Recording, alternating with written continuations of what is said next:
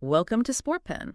Great to be here. Today, we're lacing up our intellectual speeds, you could say, and diving into the story of Wayne Gretzky. A great one. Exactly. But forget just the highlight reel goals for a second. We're exploring the pivotal moments, that sheer drive, and those game-changing plays that really forged his legendary status.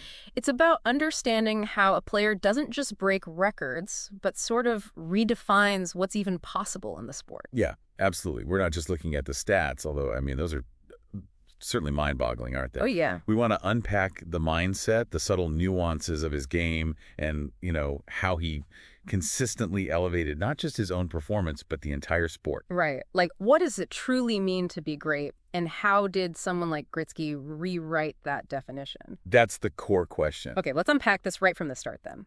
Because even before the bright lights of the NHL, the Gretzky narrative was, well, it was already building. Imagine a 6-year-old stepping onto the ice with kids maybe 4 years older and scoring just a single goal in his first season.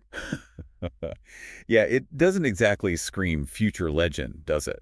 Not immediately, no. It's almost kind of a humorous beginning when you think about what came next. I mean, by the time he was 9, he was scoring 378 goals in a single season. 378.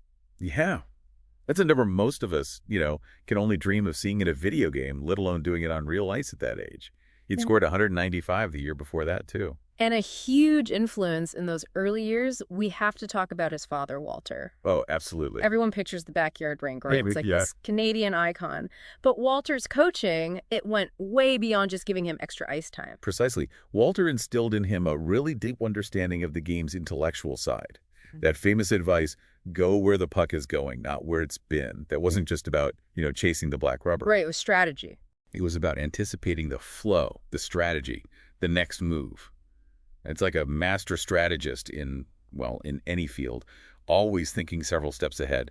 Hockey as a thinking game, he called it. And it clearly paid off. I mean, by the age of 13, Wayne had already hit the 1,000-goal milestone. 1,000 goals by 13. It's almost unbelievable to grasp that level of dominance so early on. What do you think were the crucial elements of Walter's guidance that fostered such rapid development? Well, beyond the tactical advice, I think it was about instilling that fundamental understanding of the game's geometry, maybe, and a relentless focus on improving his hockey IQ. Yeah. He wasn't just developing a great shooter. Walter was really nurturing a hockey brain. That intellectual foundation clearly propelled him forward. He played for the Young Nationals in Toronto, Sault Ste. Marie Greyhounds, then into his professional career. Right. Starting young, turned pro at 17. 17. With the Indianapolis Racers in the WHA, the World Hockey Association, back in 78. And then pretty quickly, he was traded to the Edmonton Oilers, still in the WHA. Yeah, that was fast. And then, of course, the Oilers joined the NHL in 1979, and boom, he's an NHL player. And that NHL arrival, it wasn't exactly a quiet one, was it? Not at all. 51 goals in his debut season, 1979-80. And he walked away with both the Hart Trophy for MVP and the Lady Byng Trophy. Which is amazing. The Hart for overall excellence and the Lady Byng, which is for sportsmanship and, gentlemanly conduct, combined with high-level play. Right. A fascinating combination of skill and character. Yeah. And here's the cooker. Because of his WHA experience, he wasn't even considered a rookie. Yeah, that's a remarkable footnote, isn't it? To step into the best league in the world and immediately be recognized as its most valuable player, it just speaks volumes about the impact he had right from day one. It certainly does. And here's where the narrative really takes off. The Edmonton Oilers dynasty of the 1980s. Oh, yeah. They weren't just winning. They were, rewriting the offensive record books entirely. They averaged an astounding 423 goals per season for a stretch, from 82 to 85. 423. Yeah. And get this, no other team in NHL history had even hit the 400 mark in a season before them. It's just mind-boggling. What was the secret sauce there? I mean, obviously Gretzky was a huge part, but how did he lift that entire team to such unprecedented offensive heights? Well, what's fascinating here is the synergistic effect Gretzky had.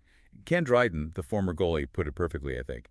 He said Gretzky made his teammates full partners to the game. Full partners. I like that. He had this uncanny ability to see the ice, to make those pinpoint passes, and to create opportunities that, frankly, just weren't there for other players.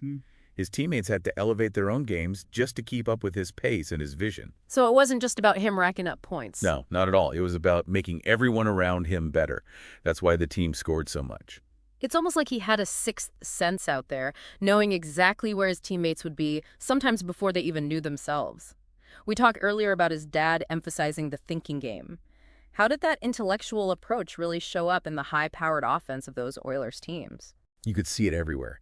His uncanny ability to anticipate passes, to position himself in open ice, what some call dead space, before the puck arrived. He created scoring chances that seemed to just materialize out of nowhere. Like those cross-ice passes. Exactly. The ones that would land right on a teammate's tape for an easy tap-in. Those weren't luck. They were the result of meticulously reading the play, understanding the spatial relationships on the ice, and executing at top speed. The Gretzky turn, that move behind the net, became a recognized tactic because of him. And while, okay, maybe his shot wasn't the absolute hardest in the league. Right, not like some slap shots. You still don't score 92 goals in a single season without knowing exactly how to find the back of the net.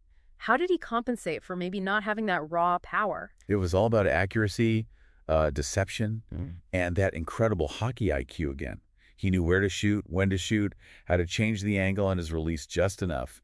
He could read goalies incredibly well to exploit their weaknesses. So skill and intelligence trumping sheer force. This is a perfect example of it, yeah. Then came the trade. 1988, the earth-shattering move to Los Angeles. The trade, yeah. It wasn't just a player moving teams, it sparked a real hockey frenzy in Southern California, right? Yeah. A market not exactly known for its deep love of the sport back then. No, not at all. And this was a pivotal moment. It demonstrated that his impact wasn't solely tied to that powerhouse team in Edmonton. Right. He could do it elsewhere. Exactly. Right. In his third season with the Kings, 1990-91, he sets a franchise record for assists. Still scores 41 goals. Totals a remarkable 163 points. Still putting up huge numbers. Huge numbers. And he led the Kings to second place in their division. It just proved his ability to elevate pretty much any team's performance. So when we step back and look at the whole picture, what really defines greatness in sports? It's clearly more than just piling up stats, even stats as well as mind-boggling as Gretzky's are. And this brings up a really crucial point, I think, about the essence of athletic greatness. Gretzky himself, he talked about this. He felt that creativity and imagination were sometimes getting, maybe, stifled in youth hockey because of too much coaching. Interesting. Overcoaching. Yeah. He emphasized the fundamental importance of just playing, enjoying the sport at a young age, allowing that natural creativity to actually flourish. Which seems to connect with his leadership style too, right? It wasn't about being some dictatorial figure out there. Not at all. It was more about empowering his teammates. It's been described as passing them the puck, sharing the success, actively seeking their input, giving them opportunities to make significant contributions, redefining success as the team win. Exactly. Ken Dryden, again, he astutely observed that Gretzky often directed the attention toward his teammates, partly to create openings for himself. It was this remarkably unselfish form of dominance, if that makes sense. Yeah, it does. By making others look good, he ultimately made himself even more effective. That's it. A true team game, as Dryden called it. And the records. My goodness. The sheer volume of records he holds. The official lists, the unofficial ones. I heard over 100 unofficial records. Something like that, yeah. It's staggering. Most career points, most career assists. And this is the one that always gets me. His assist total alone is higher than any other player's total career points. That's just insane. Think about that. All his goals aside, just the assists, more points than anyone else ever scored in total. It really is. And he's the only player in NHL history to have 4 seasons with over 200 points. Yeah. Nobody else has even done it once. Poor time. The scale of his statistical achievements is just, it's almost beyond comprehension. The fact that he was the fastest and youngest to reach every assist milestone from 100 all the way up to 1,300 assists, it just underscores his consistent brilliance over such a long time. And then you've got the hardware. 10 Art Ross trophies as the league's leading scorer. 10. And often won by margins of like 60 or 70 points. Yeah. In a league where a 20-point lead is usually considered insurmountable. Wild. And 9 Hart trophies as MVP. The most ever. Most ever. And the ultimate symbol of respect, maybe. His number 99. Retired league-wide by the NHL. Unprecedented. Nobody else has that honor in the entire history of the league. Bob Costas even drew parallels, didn't he? between Gretzky's dominance and legends like Babe Ruth in baseball or Michael Jordan in basketball. Yeah, and that really helps put it in context for fans of other sports. Mm. It's a level of sustained supremacy that is just incredibly rare across any athletic endeavor. And even later in his career, after he turned 30, after the trades to St. Louis and then the New York Rangers before he retired in 99, he was still playing at an exceptionally high level, averaging, 1.36 points per game even in those later years? Still elite. And think about when Alex Ovechkin finally broke Gretzky's all-time goals record. Huh. Ovechkin's immediate reaction, what did he do? He credited his teammates, his coaches. Exactly. Echoing that same team-first philosophy that Gretzky so clearly embodied throughout his own career. It was a nice full-circle moment. And Gretzky was there, wasn't he? He was. In attendance for that historic game, wearing a pin honoring Gordie Howe, which just shows, again, his humility and his deep respect for the legends who came before him. Yeah, touch of class. It's a powerful reminder that even the biggest record breakers, they recognize the lineage of greatness in their sport. Now, it's interesting to look back. Early in his career, he did face some criticisms. It wasn't all smooth sailing in terms of perception. Oh, for sure. Happens to almost every great player. Some labeled him a whiner or a cherry picker. Remember that? I do, yeah. A lot of that had to do with how skillfully he managed the old two-line pass rule, right? Exactly. Back then, you couldn't pass the puck directly from your defensive zone to a teammate already across the center red line. His vision and passing were so good, he often operated right at the edge of that rule, which led to some of those accusations. It just goes to show even the most dominant athletes face scrutiny, and public perception can definitely evolve over time.